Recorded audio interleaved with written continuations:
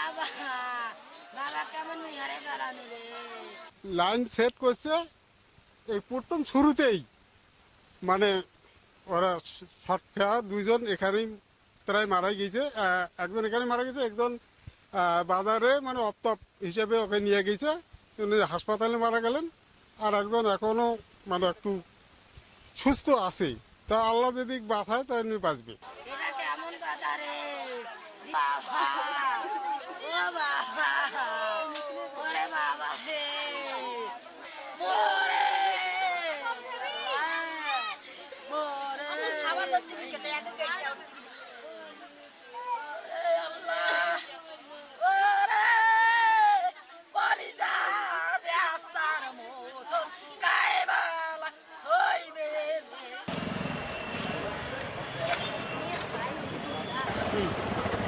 আচ্ছা, আজকে সকালে আমাদের কাছে একজন পেশেন্ট আসে। আমাকে যখন বলে যে একজন ইমার্জেন্সি পেশেন্ট আছে, ইলেকট্রিক শকের পেশেন্ট, আমি দ্রুত সেখানে যাই এবং গিয়ে পেশেন্টের পালস, বিপি যেসব ভাইটালস আছে চেক করি এবং আমি দেখি যে তার কোনো পালস নাই।